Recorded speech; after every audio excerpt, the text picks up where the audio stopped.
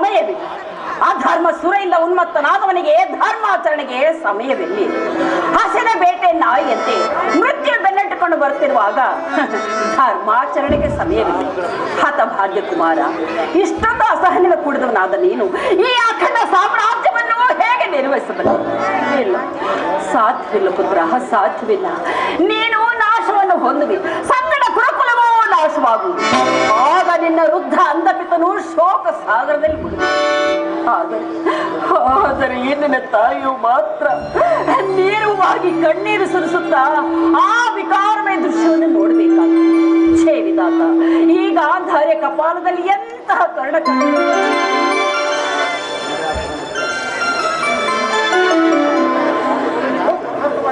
ಅನರ್ಥವಾಯಿತು, ಅನರ್ಥವಾಯಿತು.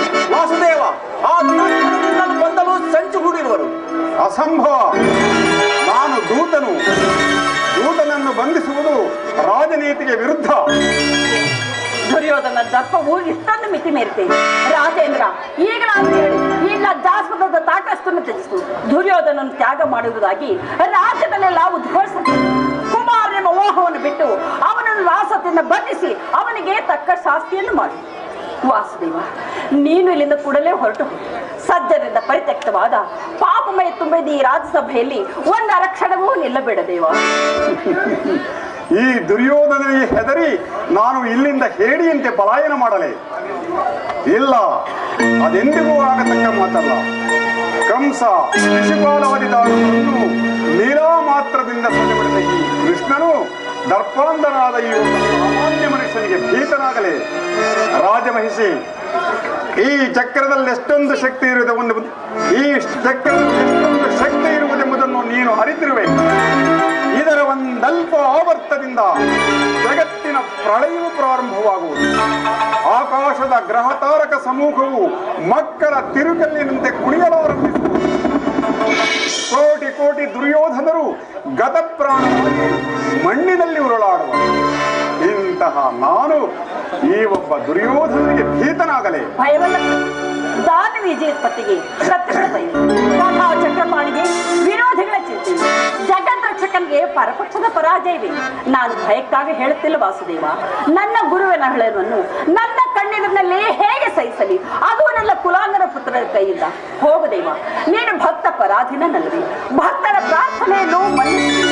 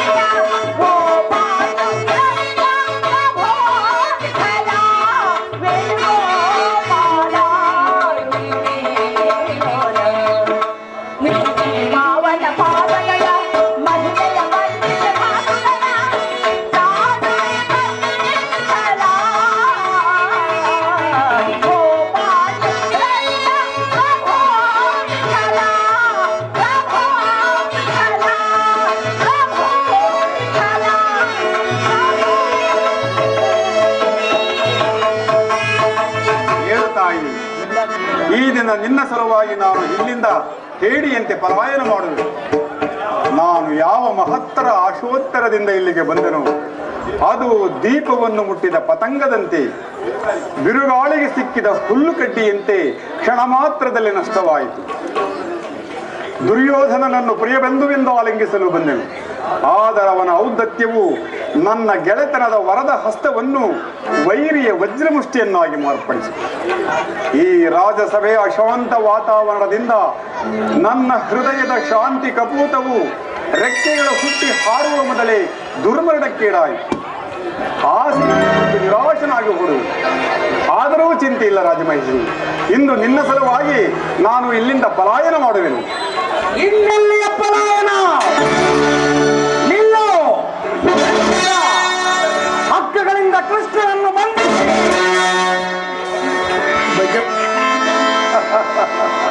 ನನ್ನನ್ನು ಬಂಧಿಸುವೆ ಆ ದುರ್ಯೋಧನ? ಬಟ್ಟೆಯಿಂದ ಬೆಂಕಿಯನ್ನು, ಬೀಸಣಿಕೆಯಿಂದ ಬಿರುಗಾಳಿಯನ್ನು, ಮರಳಿನಿಂದ ಸಾಧನವನ್ನು ಪ್ರತಿಬಂಧಿಸಲಿಕ್ಕೆ ವ್ಯರ್ಥ, ನಿನ್ನಿಂದಾಗುವುದಿಲ್ಲ. ಕೃಷ್ಣ,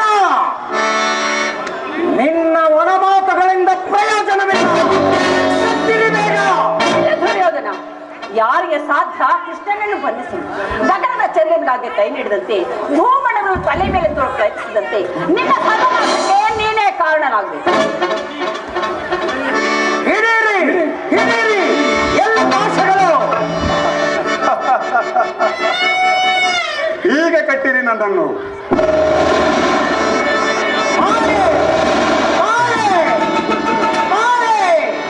ದುಶ್ಯಾಸನ ಈ ದುಷ್ಟನನ್ನು ಸಂಹರಿಸಿ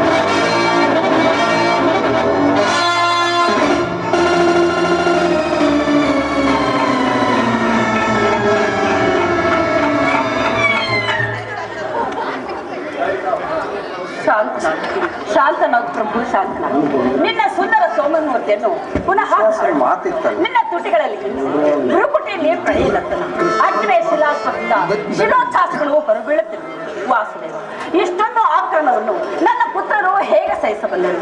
ಶಾಂತನಾಗು ಪ್ರಭು, ಶಾಂತನಾಗು. ವಾಸುದೇವ, ಹೇ ಮಾಧವ,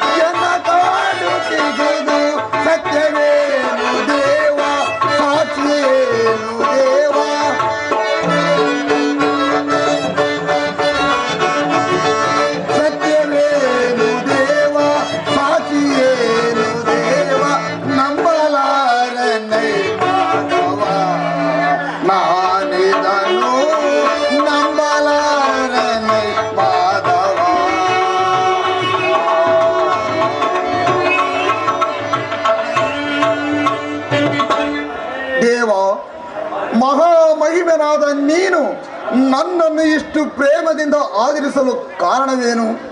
ಕುಲಹೀನನಾದ ನಾನು ನಿನಗೆ ಸಮನೆ? ಕರ್ಣ, ದುಡುಕಿ ಮಾತನಾಡಬೇಡ. ನಿನ್ನ ಧರ್ಮ ಬುದ್ಧಿಯು, ಪ್ರತಿಭೆ ಹಾಗೂ ಉತ್ಸಾಹವು ಕುಲಹೀನನಲ್ಲಿ ಕಾಣಬಹುದೇ? ಯೋಚಿಸಿ ನೋಡು. ಕೃಷ್ಣ, ನನ್ನ ಗುಣವೆಂತಿದ್ದರೂ ನಾನೋರ್ವ ಸೂತನೆಂಬುದು ಪ್ರಪಂಚವು ಮರೆಯಲಾರದು. ಕರ್ಣ, ನೀನು ನಿನ್ನ ಭ್ರಾಂತಿಯನ್ನು ಬಿಡು. ನೀನು ಸೂತನಲ್ಲ, ಶ್ರೇಷ್ಠವಾದ ಚಂದ್ರವಂಶವೇ ನಿನ್ನ ವಂಶ. ಕುಂತಿಯೇ ನಿನ್ನ ತಾಯಿ, ಪಾಂಡವರು ನಿನ್ನ ಸಹೋದರರು, ರವಿಯೇ ನಿನ್ನ ಜನಕ. ಕೃಷ್ಣ, ನೀನು ಹೇಳುತ್ತಿರುವುದೇನು? ನಿನ್ನನ್ನು ನಾನು ನಂಬಲೆ ಅಥವಾ ಬಿಡಲೆ? ನಂಬಿದ ಶತ್ರುಗಳನ್ನು ನಿನಗೆ ಎಷ್ಟು ಇಷ್ಟನೋ ನಂಬಿದ ಮಿತ್ರರಿಗೆ ನೀನು ಅಷ್ಟೇ. ಸ್ವಾಮಿ, ಹೀನ ಕುಲದವನು ನಾನು. ಪವಿತ್ರವಾದ ಭರತ ವಂಶ ಸಂಜಾತರಾದ ಪಾಂಡವರನ್ನು ನನ್ನ ತಮ್ಮಂದಿರೆಂಬ ನಿಮ್ಮ ವಿಚಾರವನ್ನು ನಾನು ಹೇಗೆ ನಂಬಲಿ? ಆಗಲೇ ಬಹಳ ನೊಂದಿರುವ ನನ್ನನ್ನು ಸಂಶಯವೆಂಬ ಕೂಪದಲ್ಲಿ ತಳ್ಳಿ ವ್ಯತಪಡಿಸಬೇಡ. ಯುದ್ಧವು ಸಮೀಪಿಸಿತು. ನೀನು ಪಾಂಡವರ ಪಕ್ಷಪಾತಿಯಾದುದರಿಂದ ಅವರ ತಲೆ ಕಾಯಲು ಈ ರೀತಿ ಹೇಳುತ್ತಿರುವೆ ಕೃಷ್ಣ.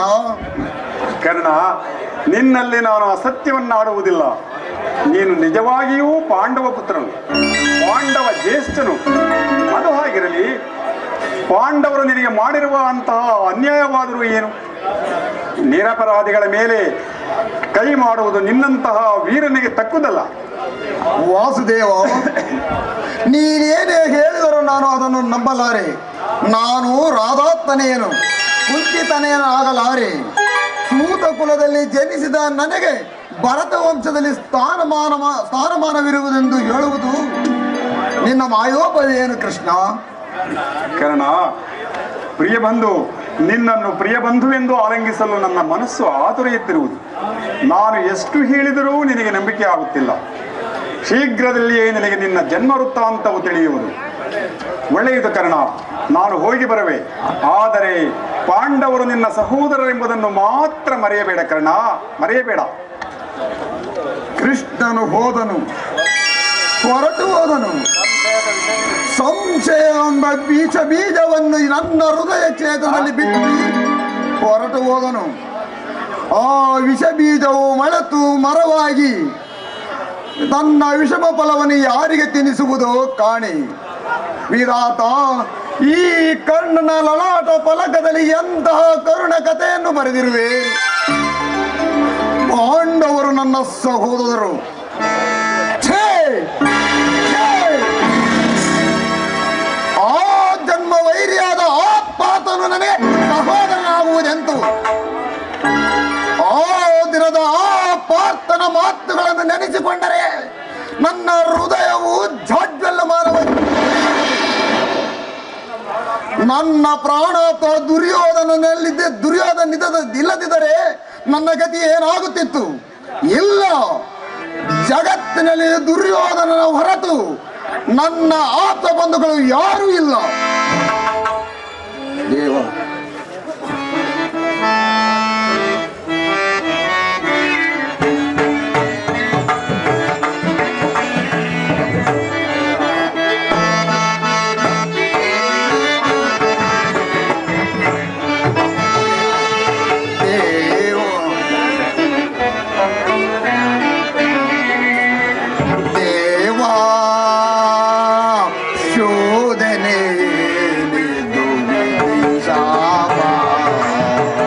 ಪಾಪಿಯಾಗಿ ಪರಿತಾಪಕೀಡ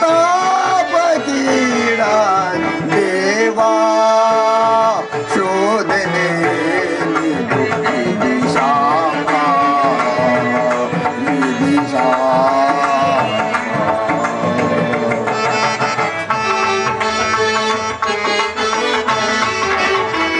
ಬಹುದಿನ ನೊಂದೆ ಬಂಧುಗಳಾರೆಂದು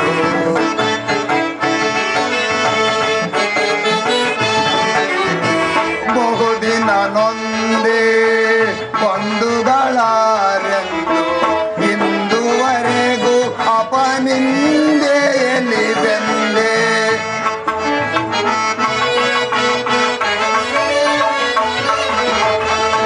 ಇಂದುವರೆಗೂ ಅಪನಿಂದೆಯಲ್ಲಿ ಬೆಂದೆ ದೇವರ ಭಯಂಕರ ಯಾದವನರಿಯದೆ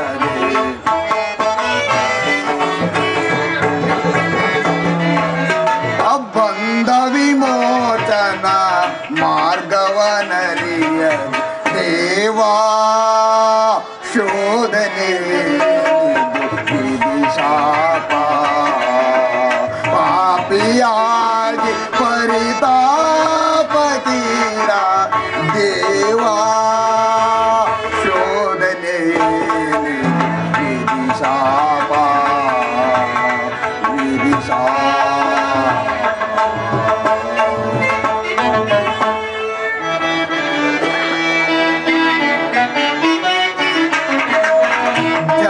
ಜನ್ಮರಹಸ್ಯದ ಅಂತರವರಿಕೆ ಮಾತೆಯ ನಿಜಯವರಿತೆ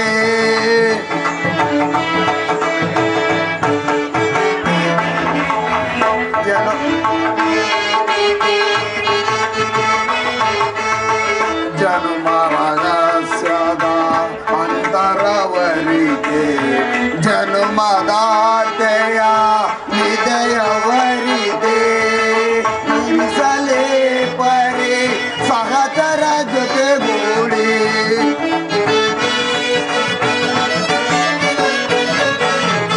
ಜೀವಿಸಲೇ ಪರಿ ಸಹಚರ ಜೊತೆಗೂಡಿ ಪಾತಕಿ ಜೀವನ ಸಂಕಟ ಕಾರಣ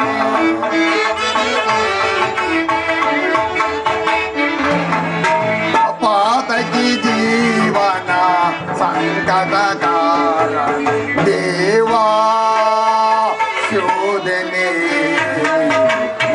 ಶಾಪ ಪಾಪಿಯಾಗಿ ಪರಿತಾಪ ತೀರ ದೇವಾ ಶೋಧನೆ ಶಾಪ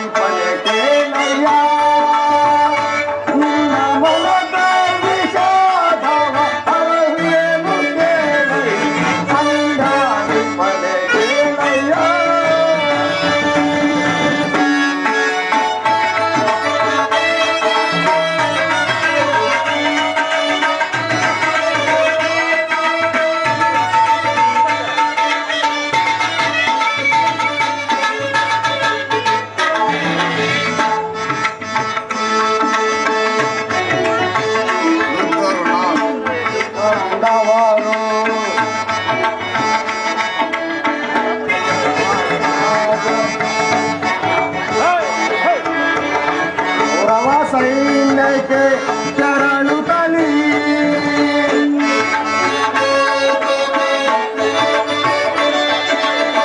ಕೌರವ ಸೈನ್ಯಕ್ಕೆ ಶರಣು ತಲಿ ಶ್ರದ್ಧಾ ಭಕ್ತಿಯು ನಿನ್ನೊಳಗಿದ್ದರು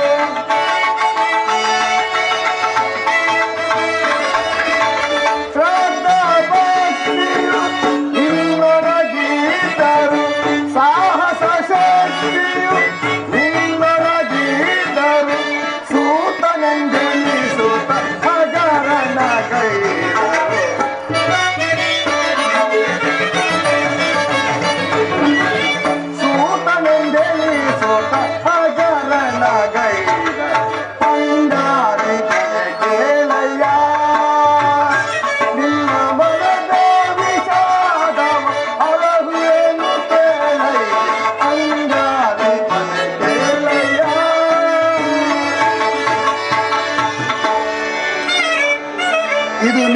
ಶಕುನಿ, ನಾನು ನಂಬುವುದಿಲ್ಲ. ನಂಬುವಂಗೆ ರಾಜ. ಕರ್ಣನ ಉದಾರದ ಹೃದಯವನ್ನು ತಿಳಿದ ಕೌರವರು ನಿರ್ಭಯದಿಂದ ಈ ರೀತಿ ನಡೆಯುವುದರಲ್ಲಿ ಆಶ್ಚರ್ಯವೇನು? ದುರ್ಯೋಧನನಲ್ಲಿ ನಿನಗಿರುವ ಸ್ನೇಹ ಮತ್ತು ರಾಜಭಕ್ತಿಯ ಭರವಸೆಯಿಂದ ನಿನ್ನ ವಿಷಯದಲ್ಲಿ ಕುವಾಚ್ಯ ಶಬ್ದಗಳನ್ನು ಆಡಲು ಅವರು ಹಿಂಜರಿಯುತ್ತಿಲ್ಲ. ದುರ್ಯೋಧನನು ಇವೆಲ್ಲವನ್ನು ಕೇಳಿದರೂ ಕೇಳದವನಂತೆ ಸುಮ್ಮನಿದ್ದನು. ಕರ್ಣ, ನಿನ್ನನ್ನು ನೋಡಿದರೆ ನನಗೆಷ್ಟೊಂದು ದುಃಖ ಗೊತ್ತೇ. ಸ್ನೇಹದಲ್ಲಿ ವಂಚನೆ. ನಿಜವಾಗಿಯೂ ನನ್ನ ರಕ್ತವು ಕುದಿಯುತ್ತಿರುವುದು. ಶಕುನಿ, ಸಭೆಯಲ್ಲಿ ಏನು ನಡೆಯಿತು? ಮರೆ ಮಾತದೆ ಹೇಳು. ಕೃಷ್ಣನು ರಾಜಸಭೆಯಿಂದ ಹೊರಗೆ ಹೋದ ಕೂಡಲೇ ಮೂರ್ಛಿತನಾಗಿದ್ದ ದುರ್ಯೋಧನು ಎಚ್ಚೆತ್ತನು. ಅವನಾಗ ಹಸಿದ ಹೆಬ್ಬುಲಿಯಂತೆ ಆರ್ಭಟಿಸುತ್ತ ಕ್ರೋಧದಿಂದ ಬುದ್ಧಿ ಹೋದವನಾಗಿ ಭೀಷ್ಮ ದ್ರೋಣಾದಿಗಳನ್ನು ಪಾಂಡವ ಪಕ್ಷದವರೆಂದು ನಿಂದಿಸಿದನು. ಕಡೆಗೆ ಪಾಂಡವರೊಡನೆ ಯುದ್ಧಕ್ಕೆ ಸಿದ್ಧರಾಗುವಂತೆ ಸಮಸ್ತ ಸಾಮಂತರಿಗೂ ಆಜ್ಞೆ ಮಾಡಿದನು ಮತ್ತು ಕರ್ಣನಿಗೆ ಸೇನಾಧಿಪತ್ಯವನ್ನು ಕಟ್ಟಬೇಕೆಂಬ ತಾನಿಚ್ಛೆಯನ್ನು ಪ್ರಕಟವಾಗಿ ಹೇಳಿದನು. ಎಲ್ಲವೂ ನಿಶ್ಚಿತವಾದಂತೆ ಆಗ ಭೀಷ್ಮರು, ಆ ಕುರುಪಿದ ಮಗನೇನು ಹೇಳಿದನು? ಅಸೂಯೆಯಿಂದ ಭೀಷ್ಮನು ಆ ರೀತಿ ಹೇಳಿರಲಾರ. ಆದರೆ ಆತನ ಮಾತಿನಿಂದ ನಿನ್ನ ಸೇನಾಧಿಪತ್ಯದ ಆಸೆಯು ಭಂಗವಾಯಿತು. ಶಕುನಿ, ನಾನು ಯಾವಾಗಲೂ ಸೇನಾಧಿಪತ್ಯವನ್ನು ಆಶಿಸಿದವನಲ್ಲ. ಆದರೆ ದುರ್ಯೋಧನನಿಗೆ ನನ್ನಲ್ಲಿದ್ದ ವಿಶ್ವಾಸವನ್ನು ಚೆಲ್ಲಿಸುವಂತೆ ಮಾಡಿದವರು ಯಾರು? ನೀನು ರಥವನ್ನೇರಿ ಕೃಷ್ಣನೊಡನೆ ಹೋದೆ ಅಷ್ಟೇ. ಭೀಷ್ಮನು ಆ ಸಂಗತಿಯನ್ನು ದುರ್ಯೋಧನನಿಗೆ ತಿಳಿಸಿದಂತಿದೆ. ತಂತ್ರಿಯಾದ ಕೃಷ್ಣನ ಸವಿನುಡಿಗಳಿಗೆ ನೀನು ವಶವಾದೆಯೋ ಏನೋ ಎಂದು ಆ ದುರ್ಯೋಧನನ ಸಂದೇಹ. ಕುರುಕುಲದ ರಸರು ಈ ಕರ್ಣನ ಸ್ವಾಮಿ ನಿಷ್ಠೆಯನ್ನು ತಿಳಿದಿಲ್ಲವೇ? ತಿಳಿದಿರುವರು. ಆದರೇನು, ನಿನಗೂ ಕೃಷ್ಣನಿಗೂ ನಡೆದ ಮಾತಿನ ರಹಸ್ಯವನ್ನು ತಿಳಿದ ಹೊರತು ನಿನಗೆ ಸೇನಾಧಿಪತ್ಯವನ್ನು ಕೊಡಕೂಡದೆಂದು ನಿರ್ಧಾರವಾಯಿತು. ಇದಕ್ಕೆ ಕಾರಣ ಆ ಭೀಷ್ಮ. ಯಾರಾದರೂ ಆಗಲಿ, ಸಭೆಯಲ್ಲಿ ಕೆಲವರು ನಿನ್ನನ್ನು ತುಚ್ಛೀಕರಿಸಿ ಮಾತನಾಡಲು ಹಿಂಜರಿಯಲಿಲ್ಲ. ಏನು ಹೇಳಿದರು ಅವರು? ಆ ದುರ್ವಾಕ್ಯಗಳನ್ನು ನಾನು ಹೇಳಲಾರೆ. ಆದರೆ ಯತ್ನವಿಲ್ಲ. ಸೂತ ಕುಲದಲ್ಲಿ ಹುಟ್ಟಿದ ಕರ್ಣನಿಗೆ ಸ್ವಾಮಿ ಭಕ್ತಿಯಲ್ಲಿದು ಎಂದು ನಿಂದಿಸಿದರು. ಸೂತ ಕುಲದಲ್ಲಿ ಹುಟ್ಟಿದವರು ರಾಜಭಕ್ತರಾಗಬಾರದೆ. ಶಕುನಿ, ಈ ಅವಮಾನವನ್ನು ನಾನೆಷ್ಟು ದಿನ ಸಹಿಸಲಿ?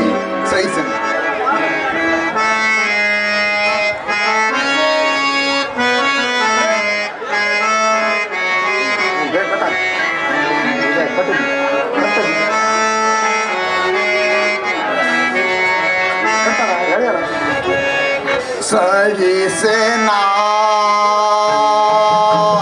ಮನದು ಘನತರದಲ್ಲಿ ಕೊರಗಿ ಮುರುಗಿ ನೊಂದೆ ನಗನ ವಿಧಿಲೀಲೆಯಿಂದ ನಾನು ಸಹಿಸೇನಾ. ಶಕುನಿ,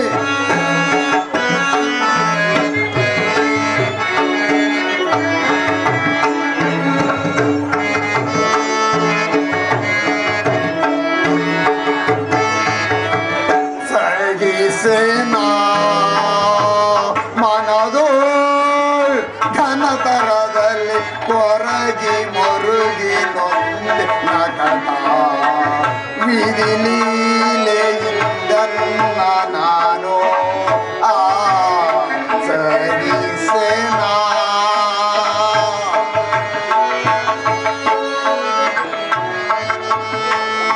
ನಿಜ ಮಾತೆ ಪಿತರನ್ನು ಅಗಲಿ ಪರಿತಾಪದಿಂಬಳಲಿ ನೊಂದೆ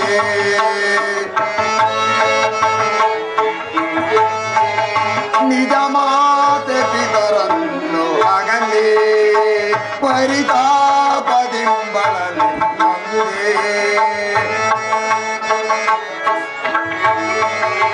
ನಿಜ ಮಾತೆ ಪಿತರನ್ನು ಅಗಲಿ ಪರಿತಾಪದಿಂಬಳಲಿ ನೊಂದೆ. ಫಲಭುಜದಿಂ ರಾಜ್ಯವನ್ನು ಗಳಿಸಿ ನಿಜ ಖ್ಯಾತಿಯನ್ನು ಪಡೆದ ನನಗೆ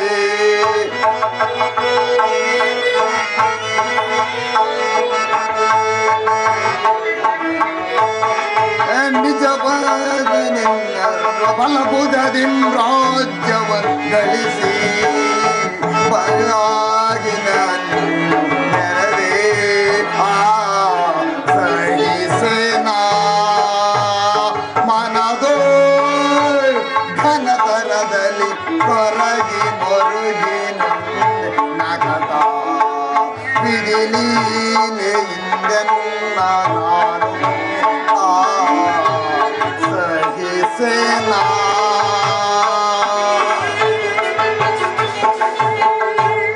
ಶಕುನಿ, ಈ ಅವಮಾನವನ್ನು ನಾನೆಷ್ಟು ದಿನ ಸಹಿಸಲಿ? ಚಿಕ್ಕಂದಿನಲ್ಲಿ ಹುಡುಗರು ಸೂತು ಪುತ್ರರೆಂದು ನನ್ನ ಸಂಗಡ ಆಡುತ್ತಿರಲಿಲ್ಲ. ನನ್ನನ್ನು ಮುಟ್ಟುವುದೇ ದೋಷವೆಂದು ತಿಳಿದಿದ್ದರು. ನಾನು ಏಕಾಂಗಿಯಾಗಿ ಕಣ್ಣೀರು ಸುರಿಸುತ್ತ ಹೃದಯದ ವೇದನೆಯನ್ನು ಜಗತ್ತಲ್ಲಿ ಭಿನ್ನವಿಸಿಕೊಳ್ಳುತ್ತಿದ್ದೆ. ಪರಮೇಶ್ವರ, ನನ್ನ ಯಾವ ಪಾಪಕ್ಕಾಗಿ ಸೂತ ಕುಲಕ್ಕೆ ತಳ್ಳಿದೆ ಎಂದು. ಆ ದಿನಗಳು ಕಳೆದವು, ತಿಳಿವು ಮೂಡಿತು. ಜನ್ಮವು ಆಕಸ್ಮಿಕ ಘಟನೆ.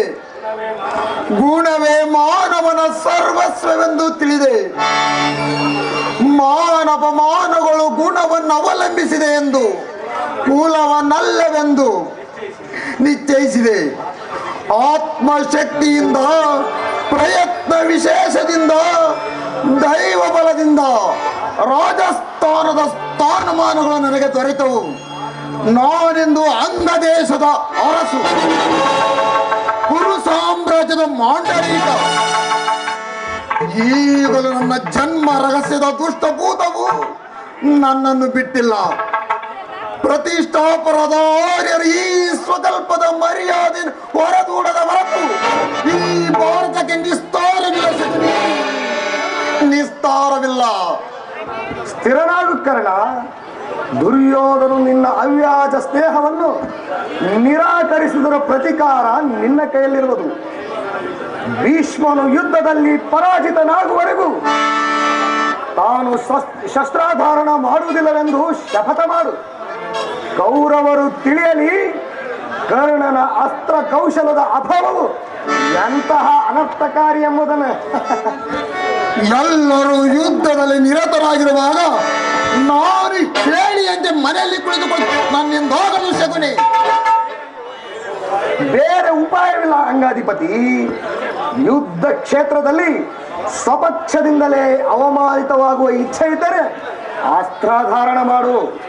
ಏಕೆಂದರೆ ದ್ರೋಣ ಶಲ್ಯಾದಿಗಳು ನಿನಗೆ ಇದಕ್ಕಿಂತ ಹೆಚ್ಚಿನದಾಗಿ ಅಪಮಾನ ಮಾಡಲು ಯೋಚಿಸಿರುವಂತಿದೆ. ಗುರುಜನರ ಮೇಲಿನ ಭಕ್ತಿಯಿಂದ ದುರ್ಯೋಧನನು ಈ ವಿಚಾರದಲ್ಲಿ ತಾಟಸ್ಥ್ಯ ಭಾವವನ್ನು ಅನುಸರಿಸಿರುವನು. ದುರ್ಯೋಧನನಿಗೆ ಇಂಥ ಪರಿವರ್ತನೆಯಾದ ಮೇಲೆ ನಾನು ಯಾರಿಗೋಸ್ಕರ ಯುದ್ಧ ಮಾಡಲಿ? ಶಕುನಿ ಸರಿಯಾಗಿ ಹೇಳಿದೆ, ಸರಿಯಾಗಿ ಹೇಳಿದೆ.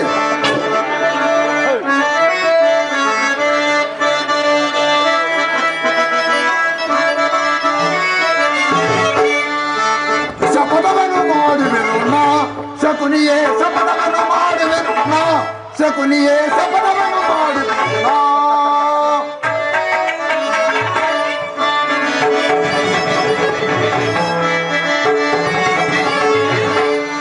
ಶಪಥವನ್ನು ಮಾಡುವೆನು ನಾ ಶಕುನಿಯೇ, ಶಪಥವನ್ನು ಮಾಡುವೆನು ನಾ ಶಕುನಿಯೇ, ಶಪಥವನ್ನು ಮಾಡುವೆನು ನಾ. ಆ ಭೀಷ್ಮ ಸಮರದೋಳು ಪತನವಾಗುವ ತನಕ, ಆ ಭೀಷ್ಮ ಸಮರದಲ್ಲಿ ಪತನವಾಗುವ ತನಕ ಏಳನ್ನು ಧರಿಸಲು ಯುದ್ಧವನ್ನು ಮಾಡೆನು.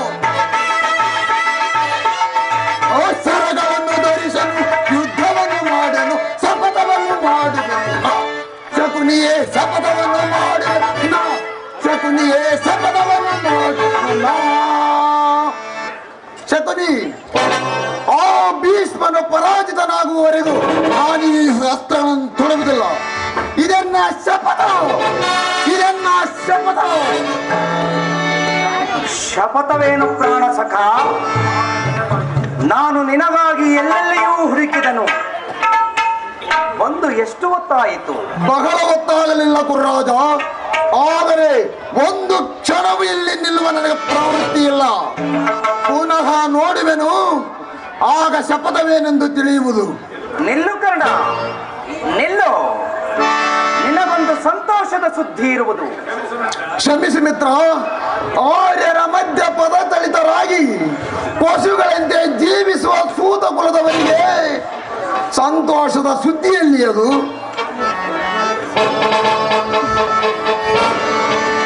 ಇದೇನು ಶಕುನಿ, ಈ ದಿನ ಕರ್ಣನ ರೀತಿಯೇ ಬೇರೆಯಾದಂತಿದೆ. ಬಹುವಾಗಿ ಯೋಚಿಸಿ ಕೊನೆಗೆ ಕರ್ಣನನ್ನು ಸೇನಾಧ್ಯಕ್ಷನನ್ನಾಗಿ ಮಾಡಬೇಕೆಂದು ನಿರ್ಧರಿಸಿದೆನು. ಅದನ್ನು ತಿಳಿಸುವ ಸಲುವಾಗಿಯೇ ನಾನಿಲ್ಲಿಗೆ ಬಂದದ್ದು. ಕರ್ಣನಿಗೆ ಸೇನಾಧಿಪತಿ? ಇದೇನು ಪರಿಹಾಸವೇ ಕವಲೇಶ್ವರ? ಏಕೆ? ಕರ್ಣನು ವೀರ ಪುರುಷನಲ್ಲವೇ? ಇರಬಹುದು, ಆದರವನನ್ನು ಸೇನಾಧಿಪತಿಯನ್ನಾಗಿ ಮಾಡುವುದರಿಂದ ಎಷ್ಟು ಜನರ ಅಪಮಾನವಾಗುವುದೆಂದು ಯೋಚಿಸಿದೆಯಾ? ಭಾರ್ಗವ ವಿಜಯಾದ ಭೀಷ್ಮ, ಶಸ್ತ್ರಾಚಾರ್ಯನಾದ ದ್ರೋಣ, ಅಶ್ವತ್ಥಾಮ, ಶಲ್ಯ, ಕೃತವರ್ಮ ಇವರೇ ಮುಂತಾದ ಉತ್ತಮ ಕುಲದ ಮಹಾರಥಿಕರನ್ನು ಬಿಟ್ಟು ಸೂತ ಕುಲದ ಕರ್ಣನಿಗೆ ಸೇನಾಧಿಪತ್ಯವೇ? ಕುಲ ಮರ್ಯಾದೆಯನ್ನು ಧಿಕ್ಕರಿಸುವುದರಿಂದ ನಿಜವಾಗಿಯೂ ಅನರ್ಥವಾಗುವುದೆಂಬುದನ್ನು ಮರೆಯಬೇಡ. ಭೀಷ್ಮ ದ್ರೋಣರು ಅಂತರಂಗದಲ್ಲಿ ಪಾಂಡವರ ಪಕ್ಷಪಾತಿಗಳು. ಇವರು ಅಸಮಾಧಾನಗೊಂಡರೆ ನಿನ್ನನ್ನು ಕೂಡ ತ್ಯಜಿಸಲು ಹಿಂಜರಿಯುವುದಿಲ್ಲ. ಅಲ್ಲದೆ ಭೀಷ್ಮನು ಪರಾಜಿತನಾಗುವವರೆಗೂ ತಾನು ಅಸ್ತ್ರಧಾರಣ ಮಾಡುವುದಿಲ್ಲವೆಂದು ಕರ್ಣನು ನಿಷ್ಕಾರಣವಾಗಿ ಇದೀಗ ಶಪಥ ಮಾಡಿದನು. ಈಗ ನೀನವನಿಗೆ ಸೇನಾಧಿಪತ್ಯವನ್ನು ಒಪ್ಪಿಸಿದರೆ ಶಪಥವನ್ನು ಮೀರಿ ಅವನದನ್ನು ನಿರ್ವಹಿಸುವಂತಿಲ್ಲ. ಭೀಷ್ಮಾದಿಗಳು ಕೋಪಗೊಳ್ಳುವರು. ಆದುದರಿಂದ ನಿಧಾನದಿಂದ ಯೋಚಿಸು ಕುರುರಾಜ. ನಿಜ ಶಕುನಿ. ಹಾಗಾದರೆ ಈಗೇನು ಮಾಡುವುದು? ಸೇನಾಧಿಪತ್ಯವನ್ನು ಅಂಗೀಕರಿಸುವಂತೆ ಭೀಷ್ಮರನ್ನು ಪ್ರಾರ್ಥಿಸು. ಯುದ್ಧವು ಸನ್ನಿಹಿತವಾಗಿದೆ, ಇನ್ನು ಚಿಂತಿಸುವ ಸಮಯವಿಲ್ಲ. ಈಗಲೇ ಹೋಗಿ ಗುರು ಪಿತಾಮಹನನ್ನು ನೋಡು. ಹಾಗೆಯೇ ಮಾಡುವೆನು. ನೀನು ನನ್ನ ಸಂಗ್ರಹ ಶಕುನಿ.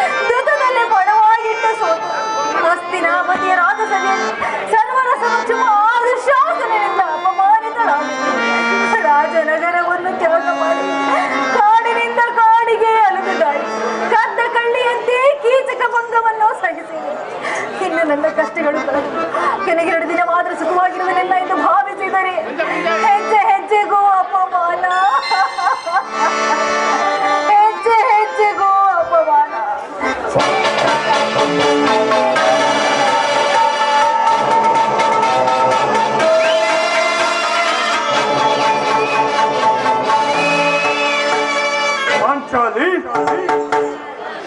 ಪಾಂಚಾಲಿ ಇವಳೇಕೆ ಈ ರೀತಿ ಚಿಂತಾಮಗ್ನಳಾಗಿರುವಳು? ಪ್ರಿಯತಮೆ, ಏನಾಯಿತು? ನಿಷ್ಕಾರಣವಾಗಿ ಅಳುತ್ತಿರುವೆ ಏಕೆ?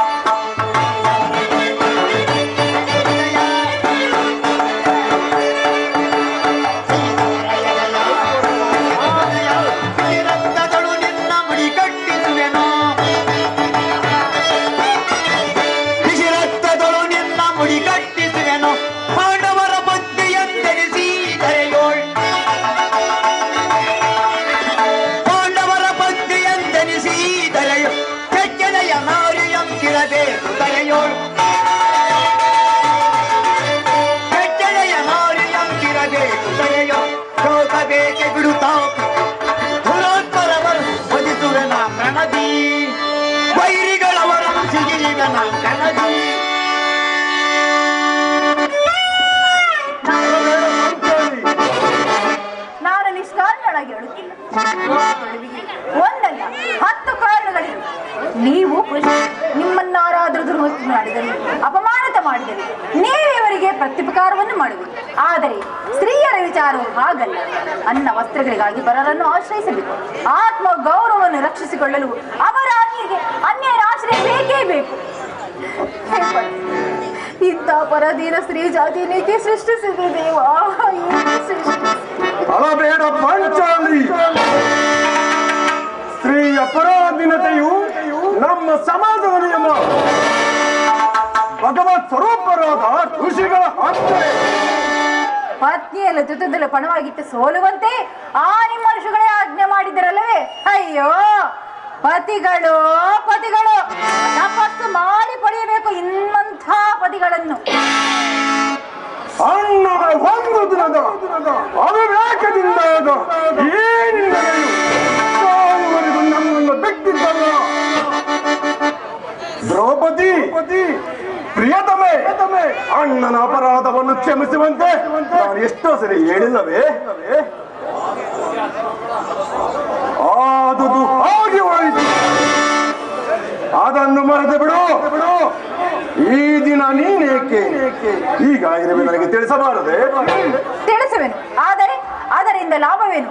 ಎಷ್ಟಾಗಲಿ ತಾವು ಅಣ್ಣನ ಆಜ್ಞಾಧಾರಕರಲ್ಲ. ಅದು ಹಿಂದಿನ ಮಾತು. ನಾನೀಗ ಯಾರ ಆಜ್ಞಾಧಾರಕನೂ ಅಲ್ಲ. ಹಾಗಾದ್ರೆ ಕೇಳು, ಈ ದಿನ ಹಸ್ತಿನಾಭಿ ಮಂದಿರಕ್ಕೆ ದೇವಿ ದರ್ಶನಕ್ಕೆ ಹೋಗಿದ್ದೆ. ಅಲ್ಲಿ ಭಾನುಮತಿಯು ಬಂದಿದ್ದಳು. ಅವಳು ನನ್ನನ್ನು ನೋಡಿ ನಕ್ಕು, ನಿನ್ನ ಪತಿಗಳು ವಾಸಕ್ಕಾಗಿ 5 ರಾಜ್ಯಗಳನ್ನು ಬೇಡಲು ದೂತನನ್ನು ಆಸ್ಥಾನ ಕಳುಹಿಸಿದ್ದಾನೆ, ಇನ್ನೇನು ಸಂಧಿ ಆಗಬಹುದು, ಈಗಲಾದ್ರೆ ಬೆಚ್ಚರಿ ನಿನ್ನ ಕೇಶರಾಶಿ ಎಂದು ಕೇಳಿದಳು ಸ್ವಾಮಿ, ಕೇಳಿದಳು. ದುರ್ಯೋಧನನೊಡನೆ ಪುನಃ ಸಂಧಿಗೆ ಪ್ರಯತ್ನ.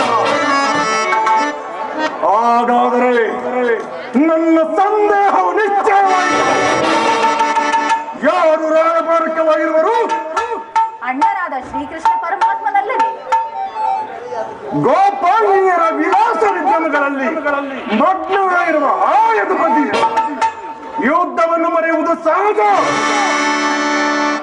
ಅರ್ಜುನ ದೋರಕಿಯಿಂದ ಹಿಂದಿರುಗಿದಾಗಲೇ ಈಗಾಗಬಹುದೆಂದು ನಾನು ತಿಳಿದೆ. ಪಾಂಚಾಲಿ, ಭಾನುಮತಿಗೆ ನೀನೇನು ಉತ್ತರ ಕೊಟ್ಟೆ? ಪ್ರಶ್ನೆಗೆ ಸರಿಯಾದ ಉತ್ತರವನ್ನೇ ಕೊಟ್ಟಿರುವೆನು. ಎಲೇ ಭಾನುಮತಿ, ಕಟ್ಟಿದ ಈ ನಿನ್ನ ಮುಡಿಯನ್ನು ಬಿಡಿಸುವವರೆಗೂ ಬೆಚ್ಚಿದ ಈ ನನ್ನ ಮುಡಿಯನ್ನು ಕಟ್ಟುವುದಿಲ್ಲ.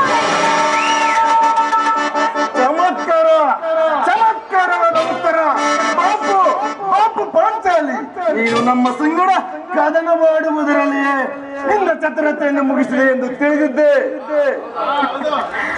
ನಾಥ, ನಿಮಗೆ ನೆನಪಿದೆ, ಈ ಹಿಂದೆ ನನಗೊಂದು ಮಾತು ಹೇಳಿದ್ದೆ. ಬೆಚ್ಚದ ಈ ನನ್ನ ಕೇಶ ರಾಶಿಯನ್ನು ನೋಡಿ ಕೊಡಕುಲಾತಕ ಕಾಣರಾದ್ರಿ ಎಂದು ನೆನಪಿದೆಯೇ? ಪುನಃ ನನ್ನ ಬಾಯಿಂದ ವಾಕ್ಯಗಳನ್ನು ಕೇಳಲು ಅಪೇಕ್ಷಿಸುವಲ್ಲವೇ? ಪಾಂಚಾಲಿ ಮಾಡಿದ ಪ್ರತಿಜ್ಞೆಯನ್ನು ಮರೆಯುವಂತ ಹೇಳಿಯಲ್ಲ. ಹೇಳುವುದು ಮಾತ್ರವಲ್ಲ, ಆಡಿದಂತೆ ಮಾಡಬೇಕೆಂಬುದೇ ನನ್ನ ಇಚ್ಛೆ. ಸುಮ್ಮನೆ ಹೆಚ್ಚಿಸಿದರೆ ಏನಾಗುವುದು? ಎಷ್ಟೇ ಆಗಲಿ ನೀವು ನಿಮ್ಮ ಅಣ್ಣನ ಆಜ್ಞಾಧಾರಕರಲ್ಲವೇ? ಅಣ್ಣ ನನ್ನನ್ನು ಕೆರಳಿಸಬೇಡ ಪಾಂಚಾಲಿ. ನಾನೀಗ ಯಾರ ಶಾಂತಿಯನ್ನು ಬಯಸುವರು ಸಂಧಿಯ ಪ್ರಸ್ತಾಪದಲ್ಲಿ ತೊಡಗಲಿ. ನಾನು ಯುದ್ಧವನ್ನು ಆತುರಗೊಳಿಸುತ್ತೇನೆ.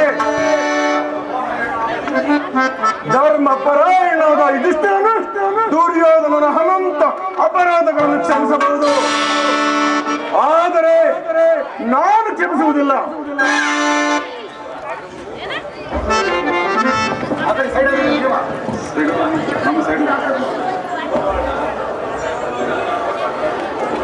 ನೋಡು ಅಣ್ಣ, ಆಗಲೇ ಭೀಮನು ಸಂಧಿಯ ಪ್ರಸ್ತಾಪವನ್ನು ತಿಳಿದು ಕೆರಳಿದ ಸಿಂಹದಂತೆ ವಿಜೃಂಭಿಸುತ್ತಿದ್ದಾನೆ. ಅವನನ್ನು ಸಮಾಧಾನಪಡಿಸಲು ನಿನ್ನನ್ನೊರತು ಮತ್ತಾರೂ ಶಕ್ತರಲ್ಲ. ಈ ಸಾರಿ ಇವನ ಕೋಪಕ್ಕೆ ದ್ರೌಪದಿಯು ಕಾರಣವೆಂದು ತೋರುವುದು. ಶ್ರೀಕೃಷ್ಣನು ಹೇಳುತ್ತಿದ್ದನು, ಜಗತ್ತಿನ ಸುಖ ದುಃಖಗಳಿಗೆ ಸ್ತ್ರೀಯರೇ ಮೂಲ ಕಾರಣವೆಂದು. ಅರ್ಜುನ, ಕೌರವರನ್ನು ಇದ್ದಕ್ಕಿಂತ ಈ ನನ್ನ ಸಹೋದರನ ಕೋಪವನ್ನು ಶಮನ ಮಾಡುವುದು ನನಗೆ ದುಸ್ಸಾಧ್ಯವಾಗಿದೆ.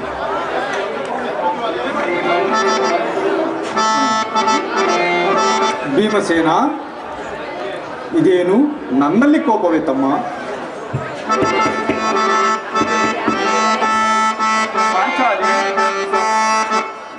ಹೇಳಿ. ಪಾಂಚಾಲಿ, ಸಮಾಚಾರವೇನು? ಅಣ್ಣನೇಕೆ ಸಿಟ್ಟಾಗಿರುವನು? ಏಕೆ? ಬೆಚ್ಚರ ಈ ನನ್ನ ಬಿರುಗುದಲು ತಮ್ಮ ಪ್ರಶ್ನೆಗೆ ತಕ್ಕ ಉತ್ತರ ಕೊಡಬಲ್ಲದಲ್ಲವೇ? ಅಗ್ರಜ, ಸಮಯಕ್ಕೆ ಸರಿಯಾಗಿ ಬಂದೆ.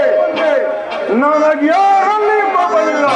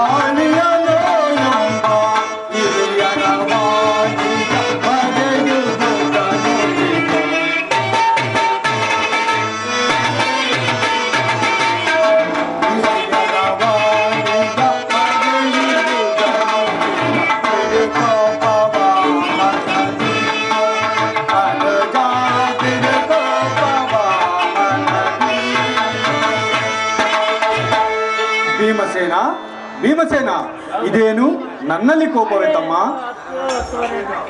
ಅಗ್ರಜ, ಸಮಯಕ್ಕೆ ಸರಿಯಾಗಿ ಬಂದೆ. ನನಗ್ಯಾರಲ್ಲಿ ಕೋಪವಿಲ್ಲ. ಅರ್ಜುನನ ಮುಖದಿಂದ ನಿನಗೊಂದು ಮಾತನ್ನು ತಿಳಿಸಬೇಕೆಂದಿತು. ಅದು ನಿನ್ನ ಸಮ್ಮುಖದಲ್ಲಿಯೇ ಈಗಲೇ ಹೇಳಿಬಿಡುವೆನು. ಈ ಸಂಧಿಯ ಪ್ರಸ್ತಾಪವು ನಿನಗೆ ಉಚಿತವಾಗಿ ಕಾಣಬಹುದು. ಅರ್ಜುನನು ಅನುಮಾನಿಸಬಹುದು, ನಕುಲ ಸಹದೇವರು ಸುಮ್ಮನಿರಬಹುದು. ಆದರೆ ಈ ದಾಸ್ಯ ವೃತ್ತಿಯನ್ನು ನಾನು ಕೌರವರ ಮನಬಾಗಿಲಲ್ಲಿ ನಿಂತು ಸಂಧಿಯಾಚನೆ ಮಾಡಲು ಪಾಂಡುರಾಜನು ನಮ್ಮನ್ನು ಪುತ್ರನಾಗಿ ಪಡೆದಿಲ್ಲ. ಈ ಅಪಮಾನವು ನಿಮಗೆ ಸಹಿಸಬಹುದು. ಆದರೆ ಇನ್ನೊಂದುಗಳಿಗೆ ನಾನು ಇದನ್ನು ಸಹಿಸಲಾರೆ. ಯುದ್ಧಕ್ಕಾಗಿ ನಿಮ್ಮ ಅನುಮತಿಯನ್ನಾಗಲಿ ಅರ್ಜುನನ ಸಹಾಯವನ್ನಾಗಲಿ ನಾನೆಂದೂ ಅಪೇಕ್ಷಿಸುವುದಿಲ್ಲ. ನಾನು ಮತ್ತು ಈ ನನಗಿದೆ ಇವೆರಡೇ ಗುರುಕುಲವನ್ನು ಸಂಪೂರ್ಣವಾಗಿ ನಾಶ ಮಾಡಬಲ್ಲದು. ನೀವು ನಿಶ್ಚಿಂತೆಯಾಗಿ ಸಂಧಿಯ ಪ್ರಸ್ತಾಪದ ಮಾಡುತ್ತೀರಿ. ನಾನು ನನ್ನ ಪ್ರತಿಜ್ಞೆ ಅಂತ ಹೇಳಿದೆನು. ನಿಲ್ಲು ನಿಲ್ಲು ಪ್ರಿಯ ಸಹೋದರ, ನಿನ್ನ ಕೋಪವನ್ನು ತಡೆಯುವ ಶಕ್ತಿ ನನಗಿಲ್ಲ. ಕೋಪ ಮಾಡಬೇಡ ಅಣ್ಣ. ಧರ್ಮರಾಜನು ನಮಗೆ ಹಿರಿಯನು. ಆತನ ಇಚ್ಛೆಗೆ ವಿರುದ್ಧವಾಗಿ ಯುದ್ಧವನ್ನು ಪ್ರಾರಂಭಿಸುವುದು ನಮಗೆ ಅನುಚಿತ. ಏನು ಹೇಳುವೆ ಪಾಂಚಾಲಿ? ಧರ್ಮವೆಂದು ಹಂಬಲಿಸುತ್ತಾ ಕ್ಷತ್ರಿಯರ ಧರ್ಮವೇನೆಂಬುದನ್ನು ಮರೆತಿರುವುದು ನಿಮ್ಮೆಲ್ಲರಿಗೂ ಉಚಿತವೆನಿಸಿತಲ್ಲವೇ? ಯುದ್ಧದಂತೆ ಶಾಂತಿ ರಕ್ಷಣೆಯು ಕ್ಷತ್ರಿಯರ ಕರ್ತವ್ಯ. ಪಾಂಚಾಲಿ, ಯುದ್ಧವು ಎಂತಹ ಘೋರ ಕರ್ಮವೆಂಬುದನ್ನು ನೀನು ತಿಳಿದಿಲ್ಲ. ನಾವು ಅಭಿಮಾನಕ್ಕೆ ವಶರಾಗಿ ಯುದ್ಧವನ್ನು ಪ್ರಾರಂಭಿಸಿದರೆ ಮುಂದೆ ನಮ್ಮ ಅವಿಚಾರಕ್ಕಾಗಿ ದುಃಖಿಸಬೇಕಾಗುತ್ತದೆ. ಅದಕ್ಕಾಗಿ ನಾನು ಸಂಧಿಗೆ ಇಷ್ಟೊಂದು ಪ್ರಯತ್ನಿಸುತ್ತಿರುವುದು. ರಾಜ, ದೌಮ್ಯನನ್ನು ಸಂಧಿಗೆ ಕಳುಹಿಸಿ ಅಪಮಾನಿತ ಹೊಂದಿರು. ಕುಲಪುರೋಹಿತನನ್ನು ಕಳಿಸಲು ಇದೇನು ಮದುವೆಯ ಔತಣವಲ್ಲವೆಂಬ ಪರಿಜ್ಞಾನವೂ ನಿಮಗಿಲ್ಲದೆ ಹೋಯ್ತೆ. ದುರ್ಯೋಧನ ತಮಗೆ ತಕ್ಕ ಉತ್ತರವನ್ನೇ ಕೊಟ್ಟಿದ್ದಾರೆ. ಈಗ ಶ್ರೀಕೃಷ್ಣ ಪರಮಾತ್ಮನನ್ನು ಪುನಃ ಅಪಮಾನಕ್ಕೆ ಗುರಿಪಡಿಸುವಿರಲ್ಲ ಎಂಬುದೇ ನನ್ನ ಚಿಂತೆ. ಏನೇ ಕೋಲಾಹಲ? ಕೃಷ್ಣ, ಯದುಪತಿ,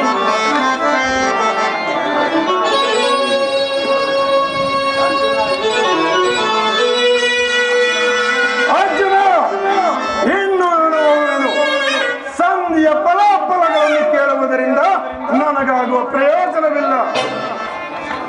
ನಿಮ್ಮ ಅಪೌರುಷ ವರ್ತನೆಯ ಪುರಸ್ಕಾರವು ನಿಮಗೆ ಮಾಡಿದ ಪ್ರತಿಜ್ಞೆಯಂತೆ ನಡೆಯುವ ಸ್ವತಂತ್ರವು ಮಾತ್ರ ನನಗಿದೆ. ಪ್ರಾಣೇಶ್ವರ, ಸ್ವಲ್ಪ ತಡೆ. ಅದು ಯದುಪತಿ ನಮ್ಮನ್ನು ನೋಡುತ್ತಾ ಇತ್ತ ಕಡೆ ಬಂದಿದೆ. ಆದ್ದರಿಂದ ರಾಜಸಭೆ ತಿಳ್ಕೊಂಡ ಬಳಿಕ ನಿನ್ನ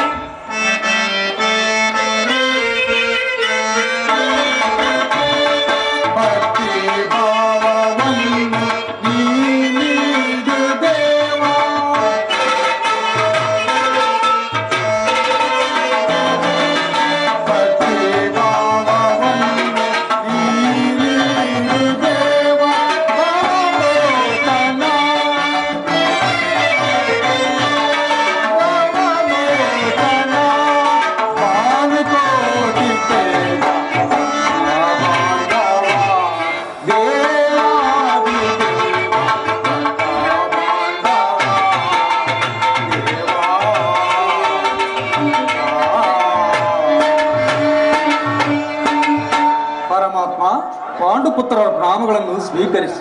ವಿಜಯಶಾಲಿಯಾಗು ಧರ್ಮನಂದನ. ಸ್ವಾಮಿ, ಹೋದ ಕಾರ್ಯವೇನಾಯಿತು? ಹೋದವರ ಆರು ಕೃಷ್ಣನಲ್ಲವೇ? ಅಂದರೆ ಎಲ್ಲವೂ ಸಮರ್ಪಕವಾಗಿಯೇ ನಡೆಯಿತು. ಭೀಷ್ಮಾದಿಗಳು ನನ್ನನ್ನು ಬಹುವಾಗಿ ಸನ್ಮಾನಿಸಿದರು. ಸ್ವಯಂ ಧೃತರಾಷ್ಟ್ರನು ನನ್ನನ್ನು ರಾಜ್ಯಸಭೆಗೆ ಆಹ್ವಾನಿಸಿ ವಿಧ ವಿಧವಾಗಿ ಉಪಚರಿಸಿದನು. ಸಂಧಿಯ ವಿಚಾರವು ನಡೆಯಿತಷ್ಟೇ? ನಡೆಯಿತು. ಇನ್ನಿಲ್ಲಿರುವುದು ನನಗೆ ಸಾಧ್ಯವಿಲ್ಲ. ಅವರಿಚ್ಛೆಯಂತೆ ಅವರು ನಡೆಯಲಿ. ನನಗೆ ತೋರಿದ್ದನ್ನು ನಾನು ಮಾಡುವೆ. ನಾಥ, ಸ್ವಲ್ಪ ತಡಿ. ಅಣ್ಣನ ಮಾತು ಮುಗಿ. ಮಾತು ಮುಗಿಯುವುದರಲ್ಲೇ ನನ್ನ ತಾನೇ ಮುಗಿಯುವುದು. ಯದುಪತಿ, ಸಭೆಯಲ್ಲಿ ಏನು ನಡೆಯಿತು? ಎಲ್ಲವೂ ತಕ್ಕ ರೀತಿಯಲ್ಲಿ ನಾನು ನಿರೀಕ್ಷಿಸಿದಂತೆಯೇ ನಡೆಯಿತು. ನಾನಿನ್ನು ತಡೆಯಾರ ರುಕ್ಮಿಣಿಪತಿ. ಈ ಸಮಸ್ಯೆ ಮಾತುಗಳು ನನಗೆ ಬೇಡ. ಅಗ್ರಜರ ಅಪೇಕ್ಷೆಯಂತೆ 5 ಗ್ರಾಮಗಳಿಗಾಗಿ ಸಂಧಿಯಾಯಿತೆ. ನಾನು ಹೋಗಿದ್ದುದು ಅದಕ್ಕಾಗಿಯೇ ಅಲ್ಲವೇನಯ್ಯ ಭೀಮಸೇನ? ಕೃಷ್ಣ, ಈಗ ನಿನ್ನ ಅಭಿಮತವು ತಿಳಿಯಿತು. ಅಜ್ಞಾತ ವಾಸುವ ನೆಪದಿಂದ ಅರ್ಜುನನ ಬಡತುಟ್ಟನು. ಈಗ ಈ ಸಂಧಿಯ ಹೆಸರಿನಲ್ಲಿ ನಮ್ಮೆಲ್ಲರಿಗೂ ಬೆಳೆದುಡಿಸಲು ಅವಡಿಸುತ್ತಿರುವೆ. ಯಾದವ ಗಣಿ ಪಾಂಡುಪುತ್ರರ ಮೇಲೆ ಇಷ್ಟೊಂದು ಆಕ್ರೋಶ ಬೇಕೆ? ಭೀಮ, ನಿನಗಿಷ್ಟೊಂದು ಅಸಹನೆ ಏಕೆ? ಸಾವಧಾನದಿಂದ ಎಲ್ಲವನ್ನೂ ಪೂರ್ಣವಾಗಿ ಕೇಳು. ಇದು ನಿನಗೆ ಹೆಚ್ಚಿಗೆ ಸಂಬಂಧಿಸಿದೆ ಎಂದು ನಾನು ಮೊದಲೇ ಹೇಳಲಿಲ್ಲವೇ? ಈ ಸ್ವಾಭಿಮಾನ ಶೂನ್ಯವಾದ ಸಂಧಾನದ ಚಂಡ ಭೀಮನಿಗೆ ಇರುವುದು ಅತ್ಯಂತ ನಿಕಟವಾದ ಸಂಬಂಧವಿರುವುದು. ಕೃಷ್ಣ, ಮುಂದೇನಾಯಿತು? ರಾಜಸಭೆಯಲ್ಲಿ ನಿಮ್ಮ ಸಂದೇಶವನ್ನು ಅವರಿಗೆ ತಿಳಿಸಿದನು. ಅವರೆಲ್ಲರೂ ಒಪ್ಪಿದರು. ಯಾರು ಒಪ್ಪಿದರು? ಭೀಷ್ಮ, ದ್ರೋಣ, ಧೃತರಾಷ್ಟ್ರರೇ ಮುಂತಾದವರು. ಇನ್ನು ನನಗೆ ಕೆಲಸವಿಲ್ಲ. ಈ ದುರ್ವಾರ್ತೆಯನ್ನು ನಾನು ಕೇಳಬೇಕೆಂಬುದು ನಿಶ್ಚಯ ಆಯಿತು. ಅದನ್ನು ಸಾಧಿಸಿದ ಕೃಷ್ಣ ನಿಮ್ಮ ಸಹೋದರರೇ, ನಿಮ್ಮ ಅಪೌರುಷ ಫಲವನ್ನು ನೀವೇ ಪುಂಜಿಸಿರಿ. ಭೀಮನು ಅದರಲ್ಲಿ ಯಾವ ಭಾಗವನ್ನು ಅಪೇಕ್ಷಿಸುವುದಿಲ್ಲ. ಯಾಜ್ಞಸೇನಿ, ನೀನು ನಿರಾಶರಾಗಬೇಡ. ಈ ಭೀಮನು ಬದುಕಿದ್ದರೆ ನಿನ್ನ ಸೇಡನ್ನು ತೀರಿಸುವನು. ಭೀಮ, ನೀನು ನಿಜವಾಗಿಯೂ ಹಿಡಂಬಾಪತಿಯೇ. ಇಷ್ಟೊಂದು ಕೋಪವಿಲ್ಲದಿದ್ದರೆ ಆ ರಕ್ಕಸಿಯನ್ನು ಆಳುವುದು ಹೇಗೆ ಸಾಧ್ಯ?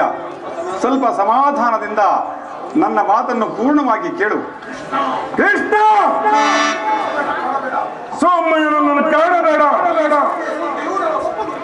ಈ ಸಂಧಿಯ ಸುದ್ದಿಯು ನನಗೊಪ್ಪದು. ನಿನಗೊಪ್ಪುವ ವಿಚಾರವಂದಿರುವುದು. ದುರ್ಯೋಧನನು ನಿನಗೊಂದು ಸಂದೇಶವನ್ನು ಕಳುಹಿಸಿರುವನು. ದುರ್ಯೋಧನನ ಸಂದೇಶ? ಹಾಗಾದರೆ ಅದರ ಉದ್ದೇಶವು ಸಂಧಿಯಲ್ಲ. ಕೃಷ್ಣ, ಏನೋ ಸಂದೇಶ? ಅದನ್ನು ಕೇಳುವ ಮೊದಲು ನೀನು ಸಮಾಧಾನದಿಂದ ಕೈ ಕಟ್ಟಿಕೊಂಡು ನನ್ನ ಬಳಿಯಲ್ಲಿ ಕುಳಿತುಕೊಳ್ಳಬೇಕು. ಬಿಡು. ಕುಳಿತುಕೊಳ್ಳದ ಹೊರತು ಹೇಳುವುದಿಲ್ಲ. ಕೃಷ್ಣ, ಈ ಪರ್ಯಾಸ ಬೇಕೆ? ನಿನ್ನನ್ನು ಕಂಡರೆ ನನಗೆ ಎಷ್ಟೊಂದು ಭಯವಾಗುವುದು ಭೀಮ. ನಿನ್ನ ಆ ಗದೆಯನ್ನು ಸ್ವಲ್ಪ ದೂರದಲ್ಲಿಡು. ನನ್ನ ಪಾರ್ಶ್ವದಲ್ಲಿ ಹೀಗೆ ಕುಳಿತುಕೋ. ಆಗ ನಿನಗೆ ಪ್ರಿಯವಾದ ಸಂದೇಶವನ್ನು ಹೇಳುವೆ. ಇದು ನಿನ್ನ ಅಪೇಕ್ಷೆ ಅಂತ ಕುಳಿತುಕೊಳ್ಳುವೆ. ಈಗಲೂ ಹೇಳು. ನೀನು ಕೋಪ ಮಾಡಿಕೊಳ್ಳುವುದಿಲ್ಲವಷ್ಟೇ. ಅದು ಹೋಗಲಿ. ಹಾಗಾದರೆ ನೀನು ನನ್ನ ಬಂದಿ. ಅರ್ಜುನ, ಈ ಗದೆಯನ್ನು ಸ್ವಲ್ಪ ಹೊತ್ತು ನೀನು ಹಿಡಿದು ಯಾಜ್ಞಸೇನೆ ಬಳಿಯಲ್ಲಿ ಬಾ. ನಾನು ಹೇಳಿದಂತೆ ಮಾಡಬೇಕು, ಕಂಡೆಯಾ? ಅಣ್ಣ, ನಾನು ನಿನ್ನ ಮಾತನ್ನು ಎಂದಾದರೂ ಮೀರಿರುವಿನೇ ಅಣ್ಣ. ಹಾಗಾದರೆ ತೆಗೆದುಕೋ ಈ ಹಗ್ಗವನ್ನು. ಇದು ನನಗೊಂದು ಕಡೆ ಪುರಸ್ಕಾರವಾಗಿ ದೊರೆಯಿತು. ಇದರಿಂದ ನಿನ್ನ ಪತಿಯ ಕೈಗಳನ್ನು ಭದ್ರವಾಗಿ ಬಂಧಿಸು. ಇದೇನು ಪರಿಹಾಸ್ಯ ಅಣ್ಣ? ಶತ್ರುಗಳ ಹೆಡೆಗುರಿಯನ್ನು ಬಿಡಿಸುವುದರಲ್ಲಿ ನೀನು ಪಂಡಿತೆಯಂತೆ, ಹಾಗೆಯೇ ನಿನ್ನ ಪತಿಯ ಕೈಗಳನ್ನು ಬಂಧಿಸಲು ಬರುವುದೇನೋ ನೋಡು. ಭೀಮಸೇನ, ನಿನಗೆ ಸಂದೇಶವನ್ನು ಕೇಳುವ ಇಚ್ಛೆ ಇದ್ದರೆ ಪಾಂಚಾಲಿ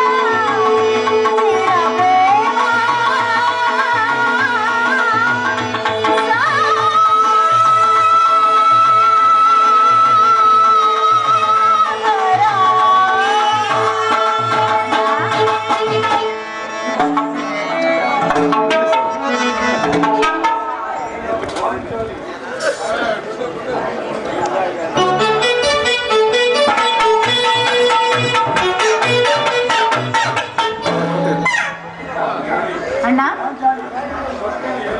ಪಾಂಚಾಲಿ ಕೃಷ್ಣನ ಹೇಳದಿಂದ ನನ್ನ ಕೈಗಳನ್ನು ಬಂಧಿಸು.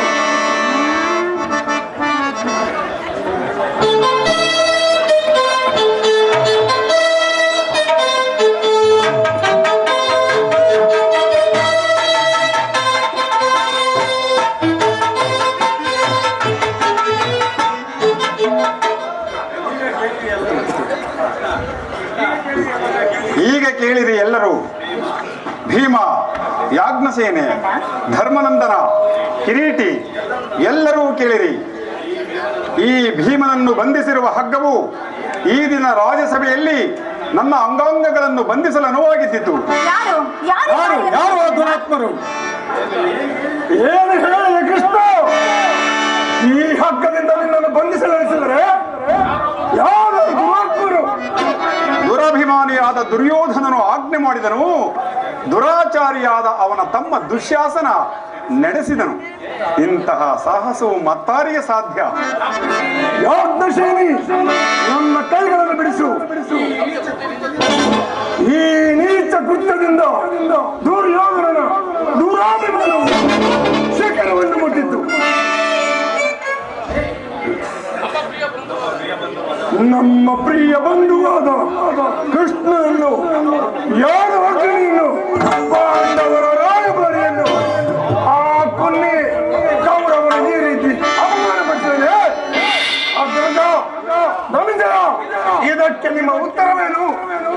ಎಷ್ಟು ಮಾತ್ರವಲ್ಲ, ದುರ್ಯೋಧನರು ಸಂಧಾನಕ್ಕೆ ಕೊಟ್ಟ ಉತ್ತರವನ್ನು ಕೇಳಿರಿ. 5 ಮಾರು ಭೂಮಿಯನ್ನು ಕೊಡಲು ಅವನು ಇಚ್ಛಿಸಲಿಲ್ಲ. ನೀವು ಸಂಧಿಯನ್ನು ಬಯಸುವುದಾದರೆ ಅದು ರಾಂಗಣದಲ್ಲಿ ಶಸ್ತ್ರಾಸ್ತ್ರಗಳ ಆಸ್ಪದದಲ್ಲಿ ದೊರಕುತ್ತದೆ. ಈ ಸಂದೇಶಕ್ಕೆ ನಮಗುಳಿದಿರುವುದು ಒಂದೇ ಉತ್ತರ, ಅದು ಯುದ್ಧ. ನನ್ನ ಸರ್ವ ಪ್ರಯತ್ನಗಳನ್ನು ನಾವು ವಿಫಲವನ್ನಾಗಿ ಮಾಡಿ ಮುಂದೆ ಬಂದು ನಿಂತಿರುವುದು ಯುದ್ಧ. ಕೃಷ್ಣ, ನೀನು ತಿಳಿದಿರುವೆ, ನಾನು ಈ ಯುದ್ಧವನ್ನು ಎಂದೂ ಅಪೇಕ್ಷಿಸಿದವನಲ್ಲವೆಂದು, ಸಂಧಿಗಾಗಿ ಸರ್ವ ಪ್ರಯತ್ನಗಳನ್ನು ಮಾಡಿದನೆಂದು. ನನ್ನ ಕೈಗಳನ್ನು ಬಿಚ್ಚು. ಬೇಡ, ನಾನಾ ಬಿಚ್ಚುಕೊಳ್ಳುತ್ತೇನೆ. ಎಲ್ಲಿ ನಿನಗಿದೆ? ಎಲ್ಲರೂ ಕೇಳಿ ನನ್ನ ಪ್ರತಿಜ್ಞೆಯನ್ನು. ಆ ದಿನ ದುರ್ಯೋಧನ ಹುಟ್ಟಾವಗದಲ್ಲಿ ನಮ್ಮ ದುರ್ದೈವವು ಕ್ರೌರ್ಯದ ಪರಮಾವಧಿಯನ್ನು ಮುಟ್ಟಿದಾಗ ದುಶ್ಯಾಸನದಿಂದ ಅಪಮಾನ ಹೊಂದಿ ಕಣ್ಣೀರಿಡುತ್ತಾ ಮುಕ್ತ ಕೇಸಿಯಾಗಿ ಪಾಂಡವರ ಅಪಕೀರ್ತಿಯ ರೂಪಗೊಂಡಂತೆ ನಿಂತಿದ್ದ ಆ ಪಾಂಚಾಲ ರಾಜನಂದಿನಿ ಸಮ್ಮುಖದಲ್ಲಿ ನಾನೀ ಪ್ರತಿಜ್ಞೆ ಮಾಡಿದೆನು. ಈ ದಿನ ಯುದ್ಧ ಸನ್ನದ್ಧವಾಗುವ ಮೊದಲು ಪುನಃ ಪ್ರತಿಜ್ಞೆ ಮಾಡಿದೆನು.